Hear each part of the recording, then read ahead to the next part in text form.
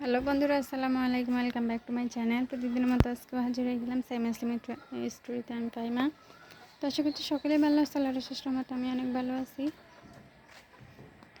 তো আজকে বিকেলে তোমাদের সাথে আবারও গল্প করার জন্য চলে আসছি, কারণ সাইমা এখনও ঘুমাচ্ছে আর আমরা একটু বাড়িতে কাজ করতেছি। ওর আব্বু হচ্ছে যে কি এখানে অনেকগুলো ফুল গাছ রোপণ করছে। 9টার ফুল, এটা অবশ্যই তোমরা দেখছো সকালে অনেক সুন্দর করে ফুটে। তো কালকে চিন্তা ভাবনা করতেছি ভিডিও করলে কালকে সকালবেলাতেই করব, তোমাদেরকে দেখাবো আসলে কেমন। তবে এখন দেখালে সুন্দর হবে না, সেটা হচ্ছে যে কি এখন এগুলো সাফ করতেছে, পরিষ্কার করতেছে, এগুলোর মধ্যে যে আগাছাগুলো হয়েছে সেগুলো পরিষ্কার করতেছে। তো যার কারণে ফুল গাছগুলো একটু হচ্ছে যে কি কেমন যেন এলোমেলো হয়ে গেছে, উল্টো পাল্টে গেছে, যে দেখো। আর এখন কিন্তু ফুটেও নাই, এই যে দেখছো কত বড় জায়গাটা নিয়ে নিছে শুধুমাত্র এই ফুল গাছের জন্য। এখানে এই তো এই বেগুন গাছের সমান জায়গা। বেগুন গাছে মাশাআল্লাহ আমাদের অনেক বেগুন ধরে। তো এখানেও যদি কোনো মানে সংস্কৃতি করা হইতো বা মানে কোনো কিছুর গাছ টাছ রোপণ করা হইতো, তাহলে কিন্তু তার থেকে আমরা ফল পাইতাম। এখন আমি কথা বললাম, আমাকে বলে যে একদিন দেখবা এই ফুল গাছের জন্যই হয়তো আমি ভাইরাল হয়ে যাব। দেখো ফুলকে অনেক পছন্দ করে, অনেকগুলো হচ্ছে যে কিসায় সামান্য দেখা যাচ্ছে। ও পরিষ্কার করতেছে, মুরগিগুলোও কিন্তু ওকে সাহায্য সহযোগিতা করতেছে, যে পোকামাকড়গুলো আছে এগুলো খাই নিচ্ছে। আর আমার একটা ছোট্ট মুরগির বাচ্চা আছে, যে দেখো 5টা বাচ্চা কিনছিলাম। এই তো কালো মুরগির বাচ্চাটা, 5টা বাচ্চা কিনছিলাম। সেটা হচ্ছে যে কি ওই যে 2টা হচ্ছে যে কি খাসি, এই 2টা খাসির বাচ্চা। আর আর 2টা হচ্ছে যে কি একটা সোনালি কিনছি, 2টা খাসি কিনছি, আর 2টা হচ্ছে যে কি নাম ভুলে গেছি। ওই যে এদিকে কি যেন একটা বের হয় যে টার্কি, ওই টার্কি 2টা কিনছি। তো মোটামুটি অনেক মানে ভালো ছিল যখন কিনছিলাম। এরপরে কিনা যেদিন কিনছি সেদিন অনেক ভালোভাবে আদার খাইছে, যেটা দিছি সেটাই খাইছে। তো আমি আমার অনেক ভালো লাগছে। আমি চাউল দিছি, পানি দিছি, এরা শুধু খাচ্ছে আর খাচ্ছে, আমি শুধু দিচ্ছি। তো বলে কম করে দিচ্ছি এমন নয়, আমি পুরো একটা কাপ পানি নিছি 5টার জন্য। আর হচ্ছে যে কি একটা কিসের বাটি, ছোট একটা বাটির মধ্যে আমি পুরাই চাউল নিছি। চাউল নিয়ে ওদেরকে দিছি, একটু একটু করে দিতে দিতে সবগুলোই মানে খাই ফেলছে। এরপরে আমি কিন্তু আমার চাউলের দাম থেকে 2 মুষ্টি চাউল আনি ওদেরকে দিছি, খাইছে। পরের দিন হচ্ছে যে কি খাসিগুলো খাইছে, টার্কিগুলো খাই নাই, সোনালিটাও মাশাল্লাহ খাইছে। এরপরে ধীরে ধীরে কেমন যেন হয়ে যাচ্ছে, মনে হচ্ছে এগুলো দুর্বল হয়ে গেছে। এগুলোকে কি করলে এগুলো ঠিক থাকবে, আমি শুধু সেই পন্থা খুঁজছিলাম, আসলে পাই নাই। এরপর আমি ভাবলাম যে হয়তো ওদেরকে ছোটোবেলা থেকে ছাড়ে দিয়ে ফাললে ওরা হয়তো ওরকম একটা অভ্যাস করে নিবে। তো ওদেরকে ছাড়ে দিয়েছি, ছাড়ে দেওয়ার পরে সেদিন কিন্তু বাসায় ফিরে আসছে। এর পরের দিন হচ্ছে যে কি বাসায় ফিরে আসছে, কত হচ্ছে যে কি আমার মেয়েটা ওদের পিছনে পিছনে হাঁটি ওদেরকে ধরে ফেলে। ও তো আর বুঝে না কীভাবে ধরলে এগুলো চিৎকার দিবে না, বা ওর কাছে ভালো লাগে। সেজন্য হচ্ছে যে কি ওগুলোকে ও তো আস্তে ধরে না, অনেক জোরে চিপি ধরে, এগুলো চিৎকার মারে। আর একটা তো মনে করো মরে যাওয়ার অবস্থায়, ওকে খাবার খাওয়ানোর পরে ছেড়ে দিচ্ছি। আর ও আমার অনুপস্থিত টের পেয়ে হচ্ছে যে কি একটাকে এমনভাবে চিপে ধরছে, এটা পিছন দিয়ে মনে করেন একদম শেষ করে দিয়েছে, মলমূত্র বের করে ফেলছে। আর আরেকটা নাকে দিয়ে একদম পানিগুলো খাবার যে খাইছে এগুলো হচ্ছে যে কি সামান্য গলে আসছে, তো চিপের কারণে এগুলো বের হয়ে আসছে। আচ্ছা যাক, তারপরে মোটামুটি এটা বাচ্চে, মরে নাই, কিছুক্ষণ মানে দম ধরে ছিল। আমি ওকে মানে একে মারতেছি আর মুরগিকে সেবা করতেছি, একে মারতেছি মুরগিকে সেবা করতেছি, কেমন যেন একটা মেজাজ কাজ করছে।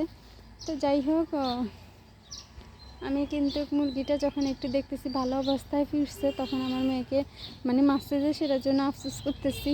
তো তখন আফসোস করে কি লাভ, ওকে তো মারছি, ও তো ব্যথা পাইয়ে গেছে। এরপরে হচ্ছে যে কি আমি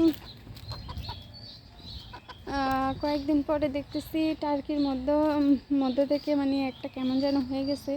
তবে ওইটাকে আমার মেয়ে ধরে নাই। আমার শুধু চিন্তা হয়েছিল হয়তো আমার অনুপস্থিতিতে একবার না হয় একবার ধরছে, যার কারণে এটা বসে বসে আছে। তারপরে ওইটার হাতের যে ডানাগুলো ফাঁকাগুলো ছিল যেটা দিয়ে উঠতো, তো সেটা হচ্ছে যে কি অনেক বড় লম্বা অনেক বেশি ছিল। তো অলরেডি আমার মেয়ে উঠে গেছে ঘুম থেকে। তো এটার মানে এগুলো ঝুলে গেছে, মরে মরে যাওয়া অবস্থা, তো মরতেছে। মানে ওর অবস্থা দেখে আমার খারাপ লাগতেছে। একেবারে মরে গেলে তখন মানে এতটা কষ্ট লাগতো না। এটা মরে যাওয়া অবস্থা, কিন্তু মরতেছে না। এরপরে মরে গেছে, পরের দিন কষ্ট করছে সামান্য। এরপরে রাতের বেলা মা মরে গেছে। এরপরে এটার সাথে একটা হয়ে যাওয়ার কারণে ওর সঙ্গী মরে গেছে। ওদের ভিতরে ওরা জাত কিন্তু বুঝতে পারে। আমরা যেমন মানুষকে বুঝি, আমাদের সাথে অন্য কিছু থাকলেও কিন্তু মারা গেলে আমরা এতটা টের পাই না, মানুষ মারা গেলে যতটা একটা টের পায়। তো সেরকম ওর সঙ্গী আরও 4 জন আসছে, কিন্তু ও যে একা মারা গেছে, ওর সাথে ও যে জাতের সেই জাতের একটা মারা গেছে।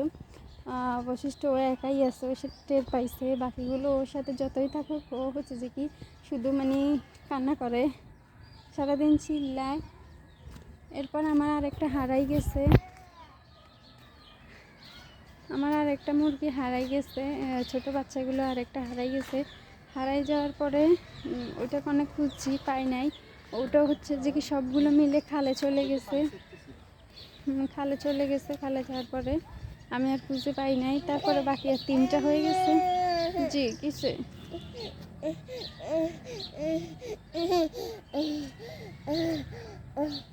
এরপরে আমি হচ্ছে যে কি আর খুঁজে পাই নাই। বাকিগুলোকে সে এরপরের দিন ছাড়ে দিই নাই। পরে আবার এগুলো বেশি চিল্লাচিল্লি করতেছে, ছাড়ে দিচ্ছি না যে। আর মানে যে ওদেরকে চাউল দিচ্ছি, পানি দিচ্ছি, ভাত দিচ্ছি, যাই দিচ্ছি, ওরা কিন্তু খাবারগুলো খাচ্ছে না। প্যান দিছে না, যে তুমি এগুলো ঘরে নিয়ে যাও, একটা একটা করে ঘরে নিয়ে যাও। ওরা এটা কেন পড়াইছো?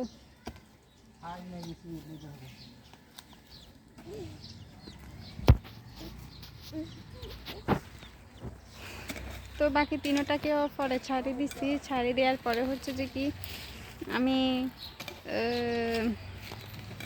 এগুলোকে কিছুক্ষণ পর পাহারা দিই। বলে না যত হারায় ততই হচ্ছে যে কি মনকে শক্ত করে খেয়াল রাখার চেষ্টা করছি, কিন্তু পারি না। এর পরের দিন থেকে দেখতেছি ওই যে টার্কিগুলো, ওগুলোর সাথে আরেকটা হচ্ছে যে কি কেমন যেন হয়ে গেছে। তো আমি কেমন যেন মনে হচ্ছে, সবাই বলতেছে মা ছাড়া এগুলো থাকতে পারবে না, এগুলো তো মা নাই, এগুলোকে বন্দি করে ফালতে হবে। এখন এদেরকে বন্দি করলে চিৎকে চেঁচামেচি করে, এটা আমি সহ্য করতে পারি না। ছাড়ি দিলে দেখি ওরা ভালো আছে, মানে বন্দি করে রাখলে ওরা খাবার দাবার খাইতে চায় না। তো কী করবো, ওদেরকে ছেড়ে দিই। এরপরে ওরা খাবার দাবার বা ঘাস লতা পাতা এসব পোকামাকড় খুঁজে খুঁজে খায়। বিশ্বাস করবেন না, আমি যে খাবার দিই সেগুলো থেকে যায়, সেগুলো সারাদিনও থাকে।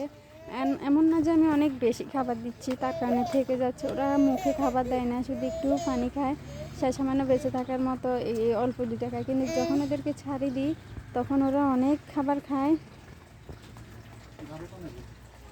আর তো সবার কথা বাদ দিয়ে আমি ওদের কথা চিন্তা করতেছি, ওদের স্বাধীনতা বা ওরা হাসি খুশি যখন থাকে তখন। তো তোমরা আবার অনেকে মনে করতেছি যে আমি আজকে মুরগির ভিডিওই দিচ্ছি মনে হচ্ছে। তো যাই হোক, একটা আমার সাথে পশু পাখির কেমন একটা মিল হয়ে গেছে, বিশ্বাস করবে না আমার কী পরিমাণে কান্না আসতো। একটা আমাকে ছাড়ি চলে যাচ্ছে। তো কী করব, আল্লাহ যদি নিয়ে যায় তাহলে আমি কি রাখতে পারবো? চেষ্টা করছি, যথেষ্ট পরিমাণে চেষ্টা করছি, কি আদার দিলে বা কী খাবার খাওয়াইলে, কি ওষুধ খাওয়াইলে। আমি একটা ওষুধও খাওয়াইছি আনি, তারপরও বাঁচে না। ওই যে বললাম অনেক দিন কিন্তু ও কষ্ট করছে, প্রায় 4 থেকে 5 দিন ও কষ্ট করছে। ও 4-5 দিন কষ্ট করে তারপরে হচ্ছে যে কি মারা গেছে নাকি না গেছে আমি এখনও জানি না, ও লাশটাও দেখি নাই। তার কারণ হচ্ছে যে কি মুরগিটা মরতেছে না, আমার কাছে কিন্তু কষ্ট লাগতেছে এটার অবস্থা দেখে। তারপর আমি কি করব, এটাকে নিয়ে আমি দোকান ঘরে রাখি এসছি আমাদের। তো ওখানে মারা গেছে না গেছে এর পরের দিনও কিন্তু আমি যাই নাই, এর পরের দিন গেছি। তবে মুরগিটাকে তত দিনে হচ্ছে যে কি সিয়া বা ইঁদুরে বনাতে বা বিড়াইয়ে খাই নিচ্ছে।